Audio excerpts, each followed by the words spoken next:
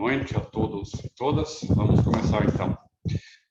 Bom, gente, como eu estava dizendo antes em off, né, era para a gente retomar presencialmente, né? E a minha ideia ao retomar presencialmente era a gente se empenhar um pouco mais na leitura do Descartes, passar um bom tempo lendo em sala de aula do Descartes, né? Mas a dinâmica de ler o texto quando a gente está em modo remoto, ela fica muito mais lenta e difícil, né? Porque, enfim, eu não tenho feedback de vocês, não consigo olhar para a cara de vocês e exigir que vocês respondam, né? Então, eu também acabo lendo quase que sozinho, e isso cansa tanto a vocês quanto a mim, tá? Então, o que eu vou fazer hoje vai ser simplesmente discutir algumas ideias que a gente viu na primeira metade, nas duas, 60% do curso que a gente teve até agora, 70% que a gente está, e também dizer algumas coisas sobre Descartes para a gente pontuar o que é importante e também poder seguir em frente todos no mesmo ponto, tá? Então, vocês se lembram, né? A gente está percorrendo a história da filosofia, examinando as reflexões sobre o conhecimento, desde a antiguidade, a gente começou lá no Platão, até, vamos chegar no século XX, eu já adiantei várias coisas do século XX, né? Mas a gente vai se deter um pouco na modernidade, né? Começando pelo Descartes, depois não sei se a gente vai chegar a ler todos os autores que são importantes, mas pelo menos a gente vai ler um ou dois, né? Pelo menos o Kant, depois do Descartes, a gente também vai ler mais algumas coisas, né? E vocês se lembram, né, que uma das coisas que eu tentei fazer nos nossos encontros anteriores, né, no primeiro momento do curso, né, foi usar a história da filosofia, não só para a gente se familiarizar com os autores que a gente estava lendo, Platão, por exemplo, mas também para mostrar como temas recorrentes, temas que permanecem ao longo da história da filosofia, vão aparecendo ao longo dessa história e como eles são recuperados, reformulados e chegam até nós, né? Eu estava, por exemplo, lendo, né, um texto do Schlick, o Moritz Schlick, é um filósofo contemporâneo do século XX, né? É um membro do Círculo de Viena, foi assassinado por um estudante radical nazista, né, nas escadas da universidade. O Schlick foi um filósofo, um dos membros mais importantes do Círculo de Viena, e ele tem um livro que se chama, um texto curtinho, que se chama O Fundamento do Conhecimento, né? Eu fui ler e, assim, é reconfortante para quem está dando a aula, né, que todos os temas que eu falei que são importantes, todos aqueles cacoetes, aqueles modos de pensar o conhecimento que eu estou tentando mostrar para vocês são típicos da nossa tradição ocidental, eles aparecem lá com todas as letras, né? O fundacionalismo versus coerentismo, o conhecimento associado à certeza, o plano do conhecimento residindo na justificação, enfim, vários temas que eu tentei introduzir para vocês, tá? Agora, antes da gente continuar no Descartes, na modernidade e assim por diante, né? Eu também quero, já que semana que vem a gente espera que a gente comece presencialmente, né? Vai ser decidido na semana, mas em princípio era para ser dia 18, foi adiado para semana que vem.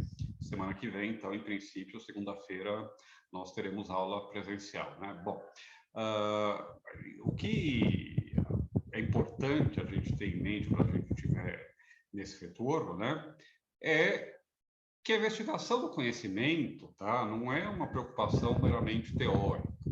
Eu, na grade do curso de filosofia, acabo ficando responsável por disciplinas que aparentemente são teóricas, são chamadas de teóricas, de abstratas, assim por diante, como lógica, teoria do conhecimento, embora eu não dê metafísica, eu também trabalho muito metafísica, eu trabalho Kant, o Descartes, e assim por diante, né? Em contraposição a, digamos assim, disciplinas práticas, né? Que normalmente também chamam muito mais a atenção do aluno, porque dizem muito mais respeito a questões concretas e prementes do dia a dia, né? Estética, filosofia política, ética e assim por diante, né? Quando as pessoas vão fazer filosofia, em geral, elas estão interessadas em mudar o mundo, né?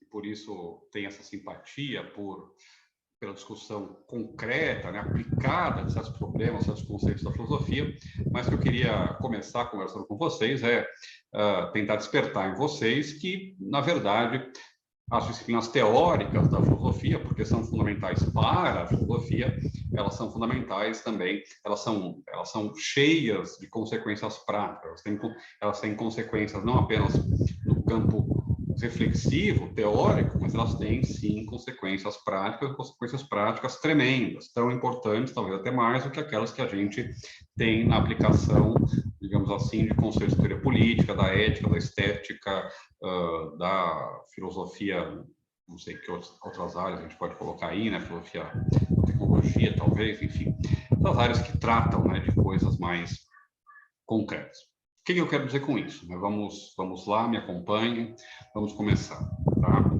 Vocês se lembram que a gente viu que a pergunta pelo conhecimento é, no começo, uma pergunta pela definição do conhecimento, ela desemboca, então, em uma análise do conhecimento, na famosa análise tripartida do conhecimento que a gente tem lá em Platão, e eu também tentei explicar para vocês, mostrar para vocês como a gente tem uma mudança, né, na passagem para a modernidade, uma mudança na qual não só a epistemologia, a teoria do conhecimento, se torna, digamos assim, a chave da filosofia, a disciplina filosófica fundamental, mas também porque a modernidade modifica, né, a compreensão do problema do conhecimento, sob vários aspectos, tá?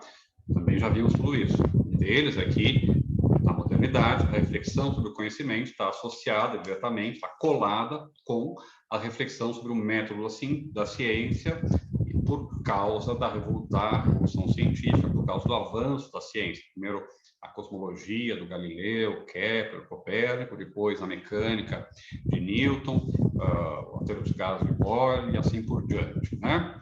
Então, primeira coisa importante, de um modo que não acontecia na Grécia, porque na Grécia o modelo de conhecimento ainda era a matemática, sobretudo, embora isso permaneça na modernidade, não é mais só a matemática, é também a física, são também as ciências naturais, tá? Outro aspecto importante pelo qual se modifica a abordagem do conhecimento na passagem da antiguidade para a modernidade é que a gente entra em uma fase, uma abordagem que é subjetiva, subjetivista, tá? Subjetivista no sentido de que ela é em primeira pessoa, né? No sentido de que o conhecimento é uma propriedade que depende do sujeito e, portanto, para investigar o conhecimento, nós temos que investigar o sujeito, as faculdades envolvidas no conhecimento. Em terceiro lugar, né, além, então, da importância da ciência, além do giro subjetivo, a gente tem o fato de que o problema, a formulação do problema se torna mais ampla, porque o problema do conhecimento não é mais somente a análise do conhecimento, a definição do conhecimento, mas justamente a formulação clássica, a pergunta pela natureza, alcance e limites do conhecimento. Tá? Quando a gente pensa em teoria do conhecimento, em conhecimento para os modernos, lembre-se desses três palavrinhas.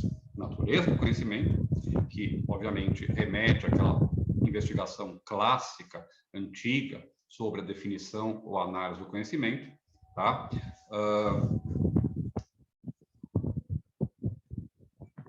E os outros elementos, certo? Bom, a natureza, né? Então, e depois os limites e o alcance do conhecimento, né? Eu disse para vocês que, embora o ceticismo tenha começado na Grécia, né? A gente tem os céticos lá na Grécia, a argumentação cética, argumentos céticos colocam, de fato, em dúvida o alcance do nosso conhecimento e que sugerem, então, que há limites naturais, né, ao nosso conhecimento, ganha força, renasce na modernidade. Aliás, renasce no Renascimento, justamente, lá com aqueles autores, Montaigne, Charon, que são anteriores ao Descartes, um pouco cronologicamente, tá? Essa pergunta, a pergunta pela natureza, alcance e limites do conhecimento, porque ela justamente se pergunta o que a gente pode conhecer, até onde a gente pode conhecer e o que a gente não pode conhecer, ela tem, sim, consequências práticas. Ela tem, inclusive, assim, a gente pode falar que, na história, provocando um pouco, tá? Na história da filosofia, os filósofos sempre estiveram preocupados em transformar o mundo, porque eles sempre estiveram preocupados com as consequências práticas das suas teorias, né? E a famosa tese 11, das teses de Feuerbach, do nosso amigo Karl Marx, né, que todos vocês conhecem, que diz, vocês entram na Universidade Livre de Berlim, tem lá um busto do Karl Marx, com 2 metros de altura, né, em bronze, e ao lado enorme escrita, né, que a tese 11 lá, que os filósofos, até hoje os filósofos se limitaram a interpretar o mundo, chegou a hora de mudar, tá? A citação não lembro exatamente essa, mas a ideia é essa, né? Até agora os filósofos quiseram sempre entender o mundo, interpretar o mundo, né? Agora a gente tem que mudar, né? Bom, por mais interessante que seja como inspiração revolucionária, essa frase do Marx ela não é correta do ponto de vista da história da filosofia, né? Porque desde Platão, que escreveu a República, que escreveu as leis, que é o seu diálogo mais extenso, mais fundamental, que fecha a sua obra toda, né? Até o Descartes, né? E todos os modernos, o Kant, todos estão preocupados e interessados nas consequências práticas do conhecimento, tá? Há uma citação famosa, por exemplo, do nosso amigo Francis Bacon. Se vocês quiserem, podem ver minha aulinha sobre Bacon, algumas aulinhas sobre o Bacon que eu gravei no ano passado para ter conhecimento, estão gravadas lá no YouTube, tá? Mas tem uma famosa citação do nosso amigo Francis Bacon que diz: saber é poder. Knowledge is power, né? Conhecimento é poder. E hoje a interpretação mais usual dessa frase é no sentido de que conhecimento é poder, no sentido de poder político, de poder econômico, social, né? Você ser capaz de influenciar os outros, porque você tem um conhecimento, né? Mas não é esse o significado original da frase, tá? O significado original da frase é que o domínio, o conhecimento da natureza, né? Da natureza, não de Deus, tá? Da natureza, do criado, nos permite modificar esse mundo e fazer com que ele trabalhe para nós, né? Construir represas para guardar água e alimentar e dar água para a cidade, fazer um moinho para moer grãos usando a força do vento, a força dos cavalos e assim por diante. Quando o Francis Bacon diz que saber é poder, ele está dizendo basicamente que o conhecimento nos permite dominar e modificar a natureza. E, aliás, uma citação que a gente encontra explicitada, uma ideia que a gente encontra explicitada no próprio Descartes, tá? Essa expressão mestre da natureza é uma expressão do Descartes. Ele diz que a ciência, a filosofia, nos torna como mestres e senhores da natureza. O conhecimento permite que a gente modifique o mundo, tá? Agora,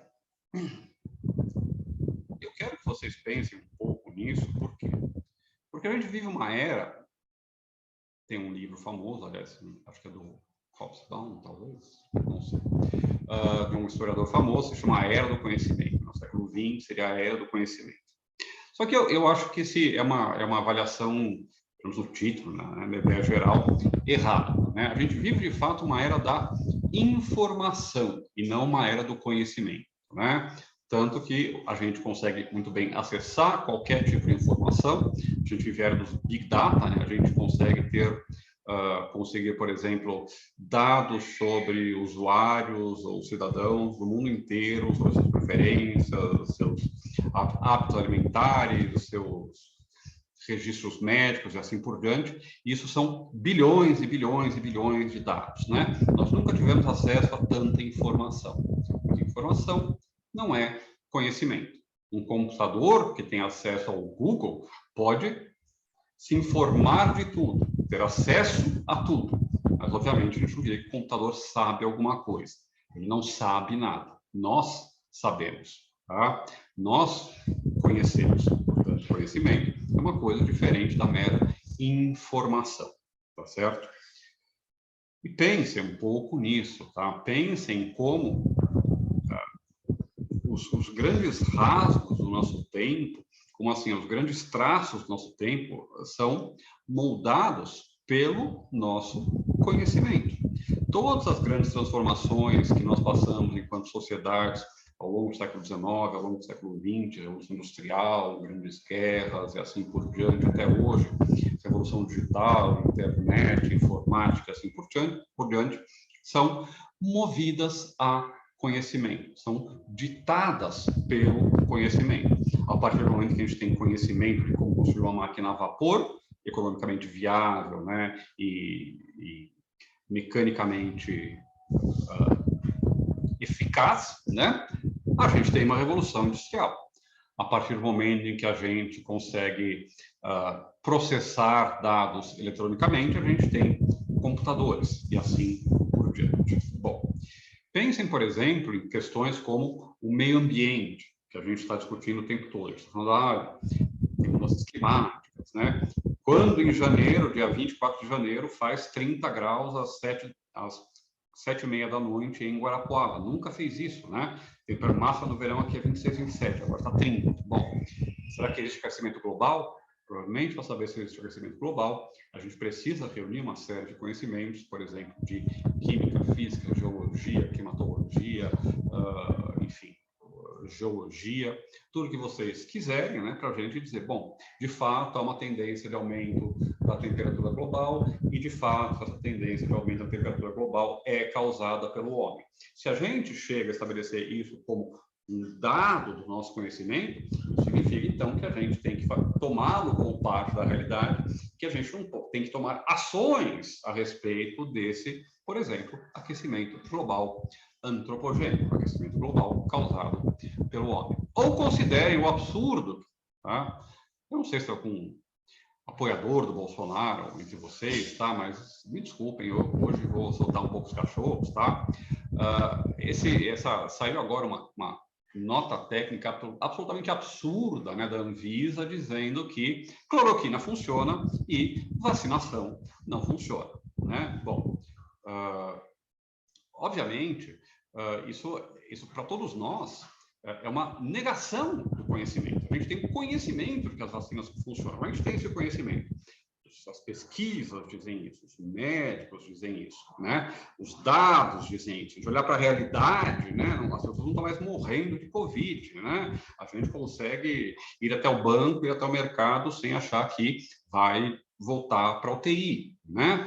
Bom, as mortes que estavam em 3, 4 mil por dia, agora estão em 100 no Brasil, né? Por quê? Porque vacinamos todo mundo, e no mundo inteiro está sendo assim, né? Mas veja, esse sujeito, esse médico olavista, ele é discípulo do Olavo de Carvalho, os olavistas negam o mundo moderno, negam a ciência moderna, são anti-iluministas, né? São, enfim, eles negam a ideia de progresso, dizem que todas as coisas são decadentes, corrosivas e assim por diante, né? E defendem essas coisas absurdas, tá? Bom, e como é que a gente combate isso? É muito fácil vocês dizerem, a gente combate com o conhecimento. Mas eu não sei se vocês perceberam, não adianta a gente apresentar os resultados da ciência, os dados da ciência para eles e dizer, olha, está aqui, né? Eles vão dizer, não é isso não é verdade, né? Você dizer que a OMS, né, soltou 50 mil estudos, dizer que os mortos no mundo caíram de 100 mil para 1.000, não prova nada, porque significa simplesmente que a Covid nunca existiu e que eles foram curados porque está todo mundo tomando cloroquina e assim por diante. Bom, como é que a gente discute isso?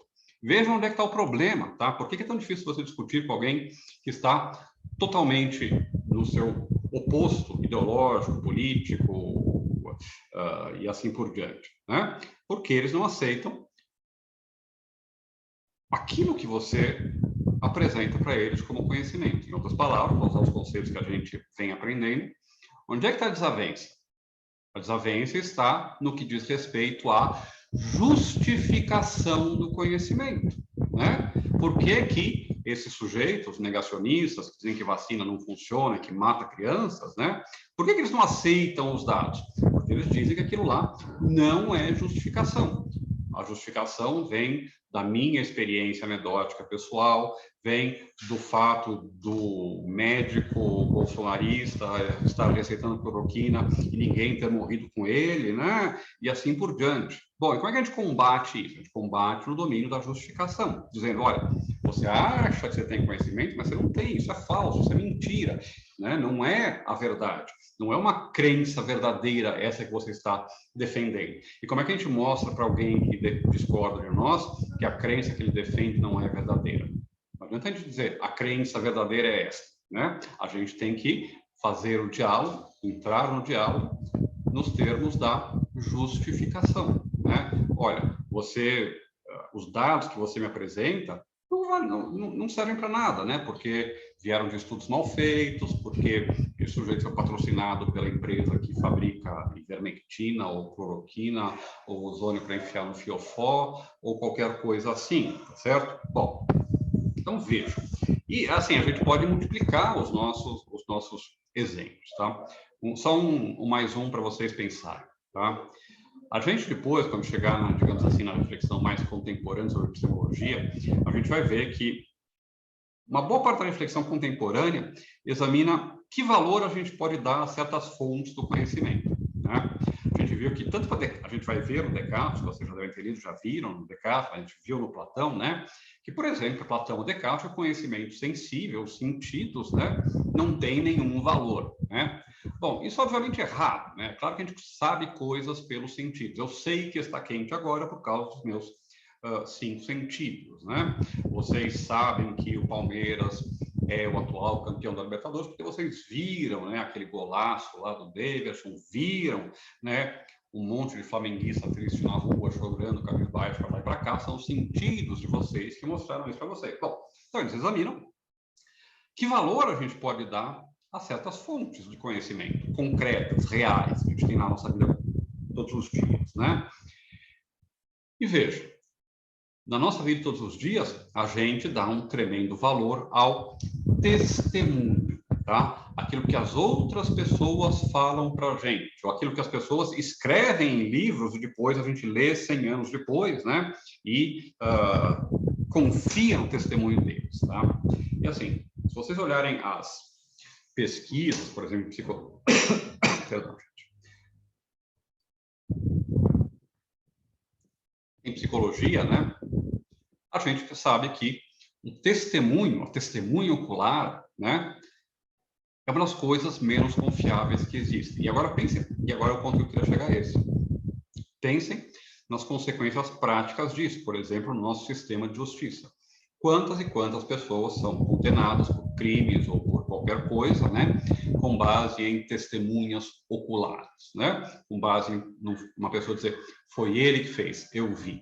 Bom, os experimentos que as pessoas fazem por exemplo, de criar uma situação na qual as pessoas têm que observar um evento inesperado que acontece, né, sem saber que eles estão participando, que aquilo faz parte da experiência, e depois perguntam, né, como é que era o sujeito que fez aquilo lá, né? E as descrições são as mais discrepantes, né? As pessoas não lembram das coisas. A gente inventa, a gente cria as nossas memórias. Memória é outro caso importante. Nós temos inúmeros dados, inúmeras coisas que nós consideramos conhecimento por causa da nossa memória. Eu lembro que eu estive com meus pais numa festa de aniversário quando eu tinha 5 anos e lá tinha balões laranjas, tá?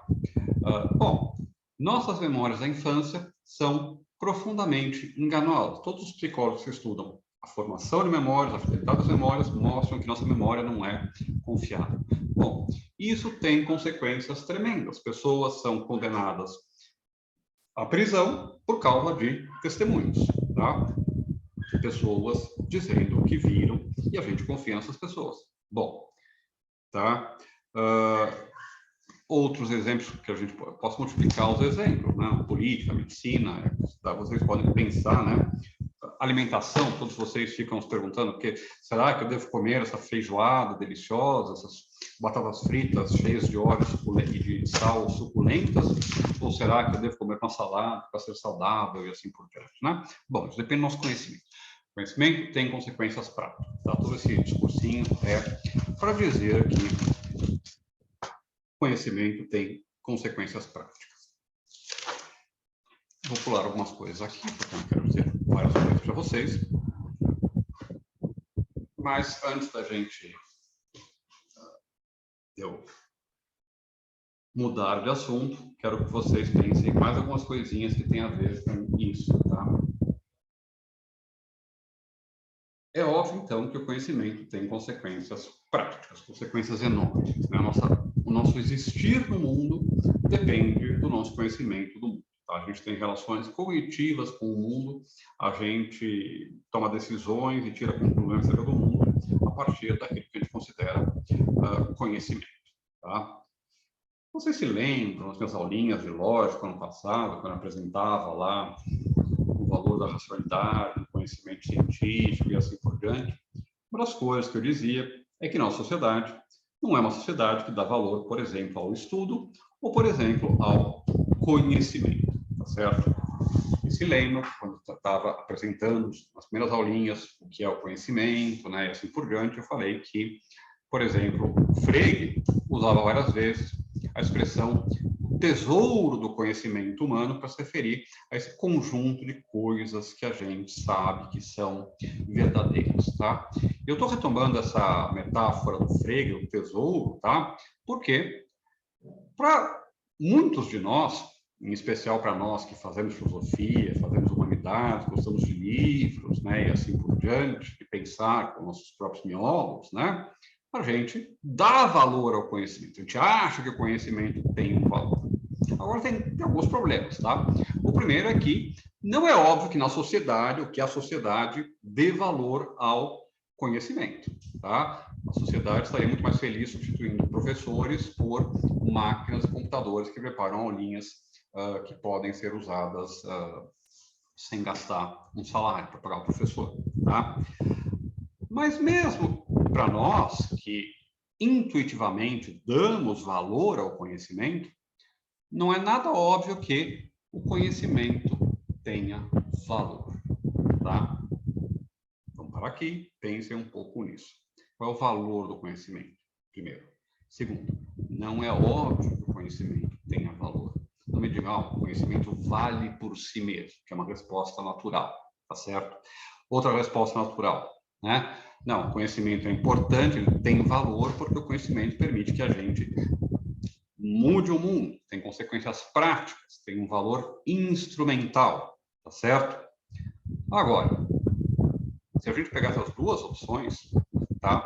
Dizer que o conhecimento tem um valor em si mesmo, ou dizer que o conhecimento tem um valor instrumental, nenhuma das duas resolve, ou nenhuma das duas é suficiente para dizer, olha, o conhecimento é uma coisa boa, o conhecimento tem valor, o conhecimento deve ser buscado, tá? Pense, quando eu digo valor, estou dizendo que o conhecimento vale alguma coisa. Primeira coisa importante, tá? Eu não vou entrar aqui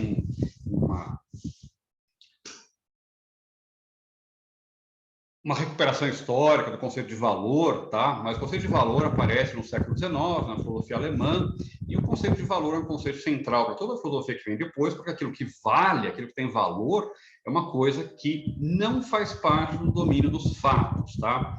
Muitas vezes a gente pensa a ideia de valor, né, como sendo simplesmente o oposto, como se opondo ao domínio dos fatos, né? Parece que é um domínio no qual a gente diz como as coisas são, né, que é o domínio descritivo, e um outro domínio no qual a gente diz se as coisas são boas ou ruins ou como elas deveriam ser, que é o domínio justamente do valor, ou ainda, para recuperar outro vocabulário que a gente já viu lá na questão lógica no passado, né, o valor normativo, tá certo?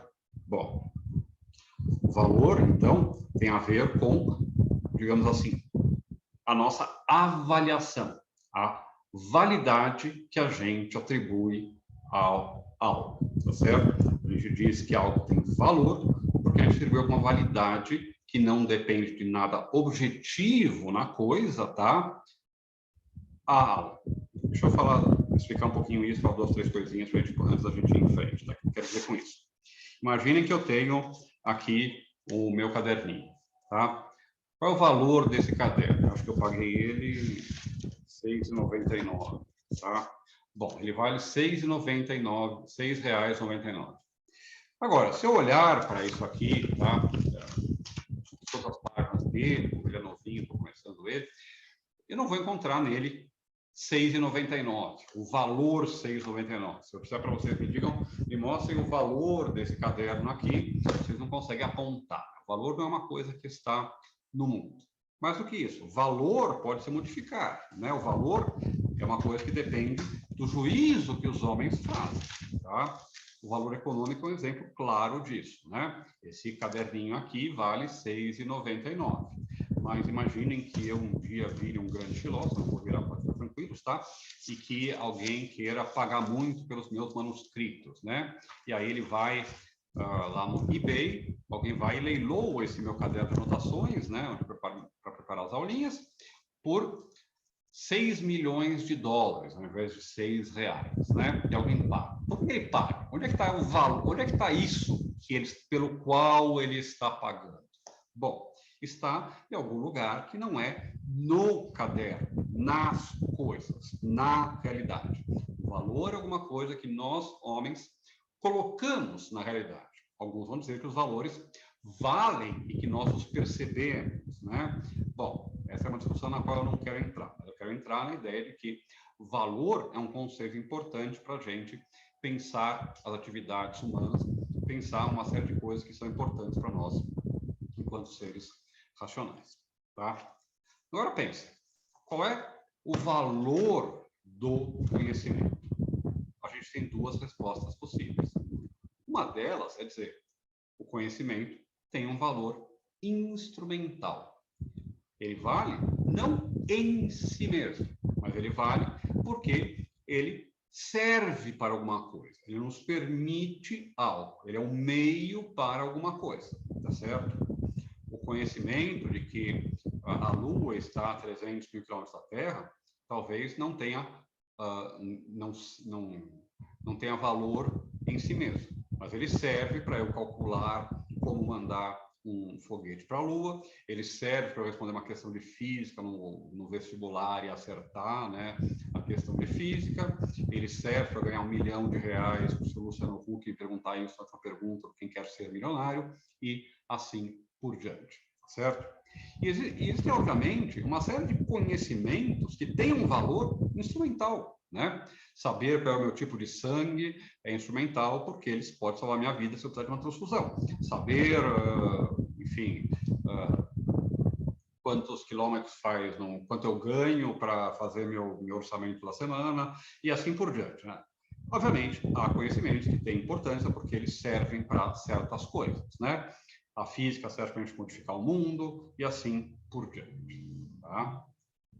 Bom, mas se o conhecimento tem só um valor instrumental, isso significa que o conhecimento não é importante por si mesmo. Ele é importante apenas porque ele serve a um fim diferente dele. Ele é importante porque, por exemplo, me permite viver melhor, ser mais feliz, ser mais rico, conseguir um emprego e assim por diante. Bom, se o conhecimento tem valor porque ele permite que eu atinja outras coisas, o que tem valor são essas outras coisas e o conhecimento em si mesmo é só um meio. Tá? Se eu conseguisse chegar a atingir essas coisas só porque eu tenho crença verdadeira, que não é justificada, portanto, acertei a verdade, mas não tenho conhecimento, dá exatamente na mesma, certo? Pensem também que há casos em que, às vezes, não saber é melhor que saber, tá certo? Por exemplo, para uma criança, é melhor não saber que Papai Noel, que Papai Noel não existe, é melhor imaginar que Papai Noel existe e não saber a verdade, isto é, que Papai Noel não existe, porque isso torna eles mais felizes e assim por diante. Do ponto de vista da utilidade, do resultado, essa crença falsa é mais útil que uma crença verdadeira para uma criança de 5 ou 6 anos. Tá? Ou, imagine que uma pessoa tem que pular de um precipício, né? E a gente sabe que 9 entre 10 pessoas que pularam esse precipício não conseguiram pular esse precipício, né? Ela não sabe, ela ignora, ela é ignorante a respeito da probabilidade de dar certo esse salto no precipício. Ela precisa salvar, porque ela está correndo para salvar a sua vida, ela vai e pula, né? Na sorte, coisa que ela não faria, né? Se ela soubesse o risco que tinha, né? Ela é comida lá pelo seu predador alienígena que está perseguindo ela, tá? Bom, se ela não sabe, ela acha que vai dar certo, pula, pode dar certo, porque justamente ela se arriscou, ela tomou um risco que ela não tomaria se ela soubesse os riscos reais da coisa e deu certo. A ignorância foi, nesse caso, literalmente uma bênção, né? Porque salvou a vida da pessoa. Tá? Então, dizer que o conhecimento tem valor porque nos permite atingir outras coisas, é dizer que o conhecimento não tem valor em si mesmo. Até porque há casos em que ignorar é melhor que saber, né? Uma pessoa que está... A gente, às vezes, não conta coisa a uma pessoa porque ela está sofrendo de morte, assim por diante, porque considera que é melhor que ela não saiba, né? Por exemplo, que morreu alguém, assim por diante, né? Bom, há casos em que ignorância pode ser, em termos práticos, melhor que o conhecimento. Bom, professor, mas então por que a gente está buscando conhecimento, né? Aí vocês vão me dizer, não, a gente busca conhecimento porque nós somos pessoas iluminadas, né, filósofos, e a gente sabe que o conhecimento tem valor em si mesmo, o conhecimento é valioso, né? Ele tem um valor intrínseco, né? Dentro dele mesmo ele vale, né? A gente tem que buscar o conhecimento por si só, né? O conhecimento pelo conhecimento.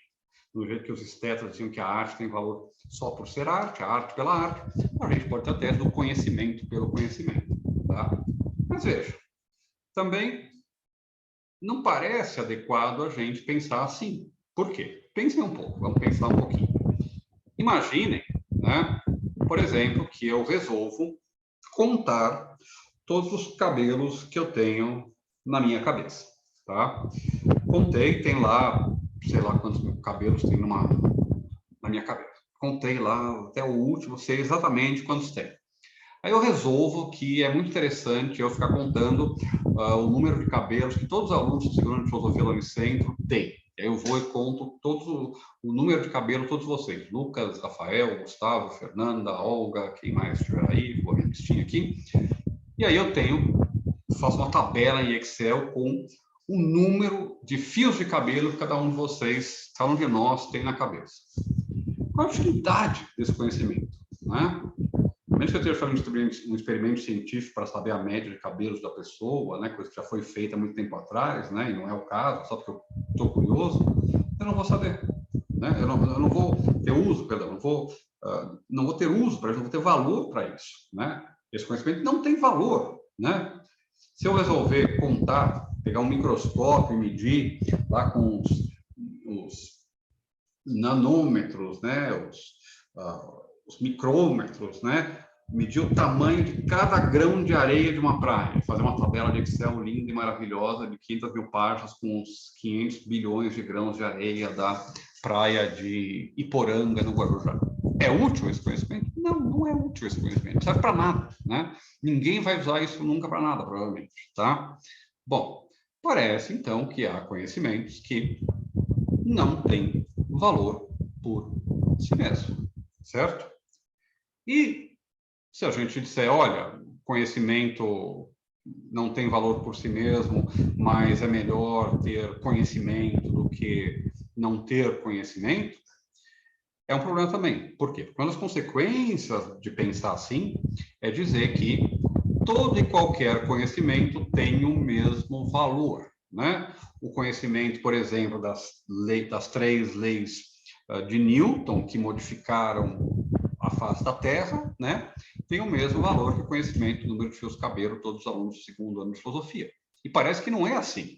É intuitivamente óbvio para a gente que o conhecimento das leis da mecânica newtoniana ou do aquecimento global antropogênico tem consequências, é mais importante que o conhecimento do número de cabelos que eu tenho na minha cabeça, certo? Então, a pergunta que a gente vai poder enfrentar, né? Qual é o valor do conhecimento? Por que o conhecimento tem valor, né? É com isso que eu quero deixar vocês, tá? Agora, só para dizer mais algumas coisinhas, tá? Voltando agora ao Descartes, né? É curioso que, para a maior parte dos filósofos, o valor do nosso conhecimento está em um valor que, no fundo, é instrumental, porque, no fundo, está ligado às consequências práticas do nosso conhecimento, tá? Deixa eu achar eu quero achar uma citação do Descartes que eu separei aqui.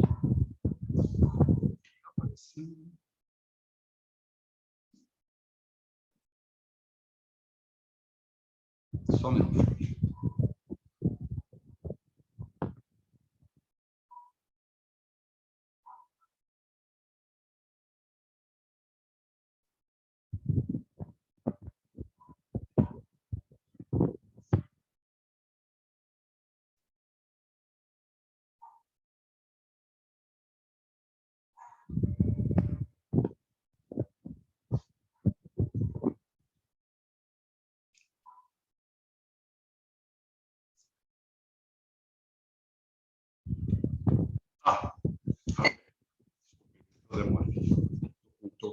computador aqui, fiquei rolando o PDF.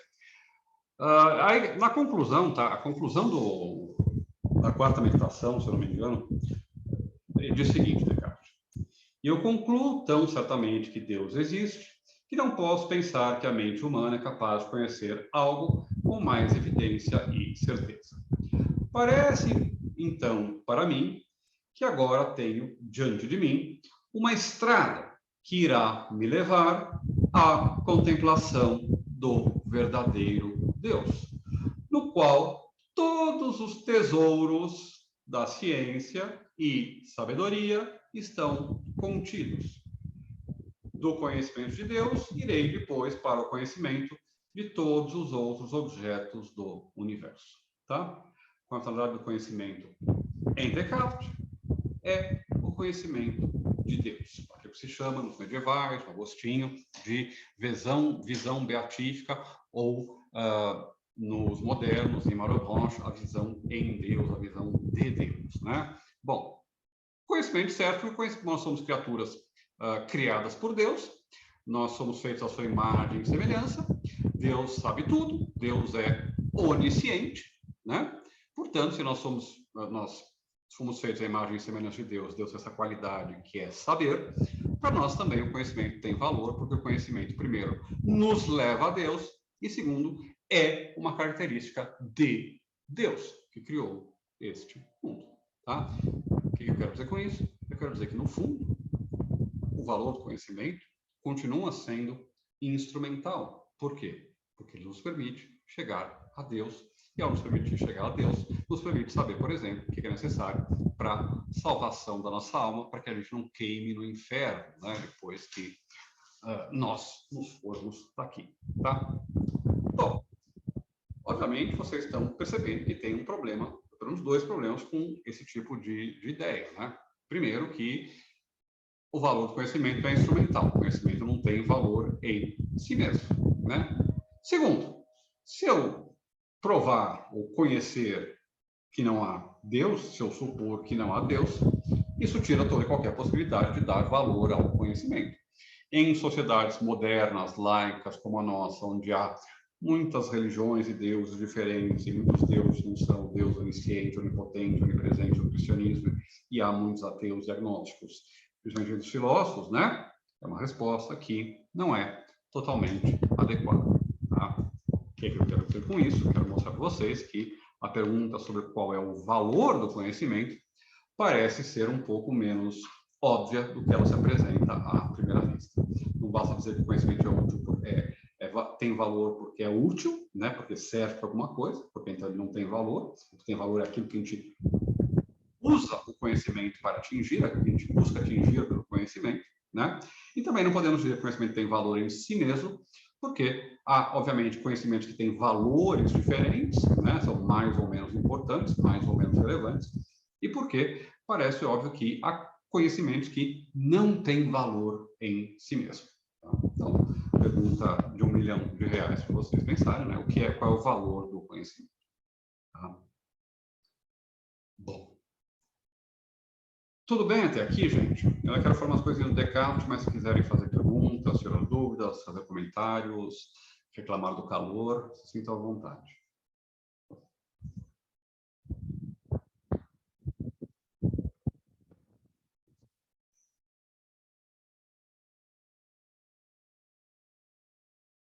Não? Então tá bom. Então deixa eu só mais para concluir, deixa eu retomar algumas coisas que têm a ver diretamente com o Descartes, tá? E aí a gente tem então esse panorama, né, para a gente começar a semana que vem, aí sim, vendo vocês, né? Eu, se encontrar com vocês na rua hoje, não reconheço ninguém. Tá? Eu já, quando eu dou aula presencialmente, eu não sou a pessoa, eu tenho dificuldade do rosto até lembro, dos nomes é difícil, tá? Eu sou velho. Minha memória está meio cheia, não entra tudo. Mas se eu encontrasse qualquer um de vocês na rua, eu não reconheceria. Então, eu estou muito vivamente que a gente possa voltar. Não sei se a gente vai voltar, porque os casos estão subindo, vai ter reunião essa semana, mas enfim, espero que semana que vem a gente consiga. Então, para a gente poder, se voltar para semana que vem, voltarmos com tudo em cima, nos trinks, deixa eu só terminar fazendo uma breve retomada do Descartes de alguns pontos que a gente já viu, e alguns pontos que a gente não viu, mas que são importantes vocês já saberem. Tá? Alguns spoilers, tá? Para vocês entenderem, poderem acompanhar a história. Tá? Filosofia é bom que a gente não precisa dar spoiler. Pode dar spoiler, ninguém vai ficar bravo. Tá? Bom, vocês se lembram lá que a gente começou a ler o Descartes, né?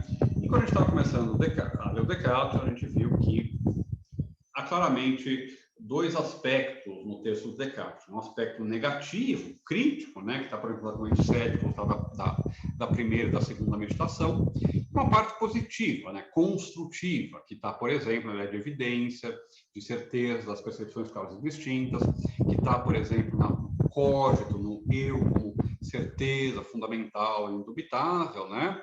Então, tem esses dois aspectos. Uma coisa para a qual eu chamo a atenção de vocês, que eu quero que vocês lembrem aqui, na leitura que se fez do Descartes, principalmente a partir do século XIX, principalmente a partir do século XX, a tradução anglo-saxônica, tá? A tradução dos ingleses, depois dos americanos e assim por diante, se dá uma ênfase tremenda à parte destrutiva do Descartes, a parte crítica do Descartes, a parte cética do Descartes, tá? Mas eu quero convencer vocês que é importante a gente levar a sério também essa parte positiva do Descartes. Por quê? Porque a parte positiva do Descartes, que as pessoas deixam de lado, leva a gente a esse tipo de posição, por exemplo, que vê o valor do conhecimento em Deus. E mais do que isso, né? A gente vai ver que encontra em Deus não só a fonte do valor do conhecimento, mas a certeza do próprio conhecimento, né? Então, a gente tem uma situação que é que exige que a gente vá até o final do texto de Descartes, e não que a gente pare naquela primeira parte, o Descartes duvida de tudo e assim por diante, né? E outra coisa, é importante ver a parte positiva do Descartes, porque justamente é a parte positiva que mostra como Descartes pensava o valor do conhecimento. Os modernos pensavam o valor do conhecimento. E, vejam, isso mostra, né, que os filósofos sempre estiveram preocupados em mudar o mundo, né? Modificar a nossa compreensão do mundo significa mudar o próprio mundo, né? Não só interpretar, tá certo?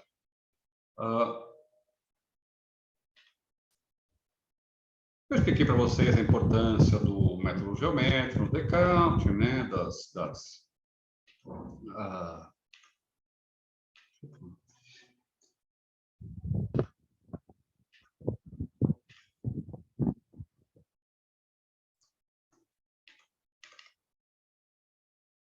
Do método geométrico do Descartes, né, do fundacionalismo, da primeira certeza e assim por diante. Agora, uma coisa que eu quero que vocês lembrem, tá, para a gente voltar para o Descartes, é Descartes introduz a associação típica da modernidade que vem até hoje entre conhecimento e certeza e indubitabilidade. Tá? O conhecimento para Descartes não é meramente conhecimento provável, razoável, né?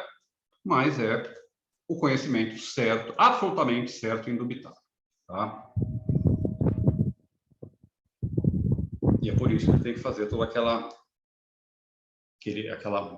destruição. Né? Ele fala de arrasar, destruir os fundamentos, demolir os fundamentos, né? Para reconstruir o conhecimento. O Popkin, o Richard Popkin, que é aquele cara que eu falo para vocês, que é o grande historiador do científico moderno, tá? Ele define Descartes, inclusive, por causa da leitura, né, que dá uma ênfase muito grande na parte negativa do Descartes, ele define Descartes como sendo um cético apesar dele, né? Apesar de si mesmo. Né? Sceptique malgré lui, né? Apesar de si mesmo. Tá?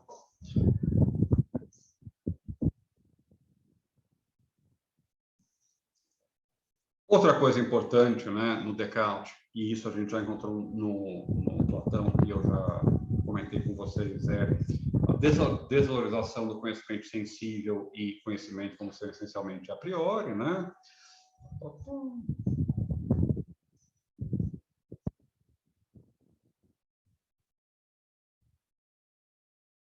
É isso. Vou ficar por aqui, que senão eu vou acabar dando uma aula do Descartes, comentando todas as 4, 5 meditações, para hoje, para a gente poder retomar semana que vem. Tá ok. Tudo bem, gente? Dúvidas, perguntas, angústias?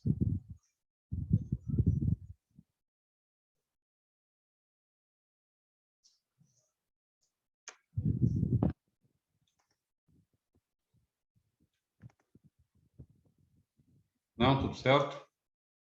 Então tá bom, gente. Então vamos torcer para que semana que vem a gente possa se encontrar finalmente, né?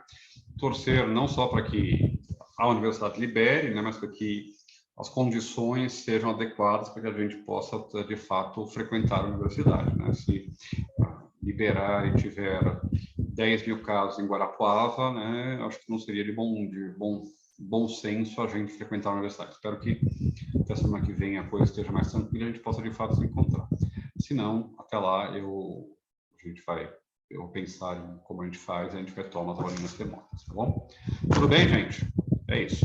Então tá bom. Vamos ficar por aqui um pouquinho mais cedo hoje, né? Porque era para estarmos ao vivo, né? Então todos estamos meio desiludidos, né? Mas enfim, vamos lá, gente. Semana que vem, se Deus quiser, a gente se encontra. Tchau, tchau. Tchau, tchau.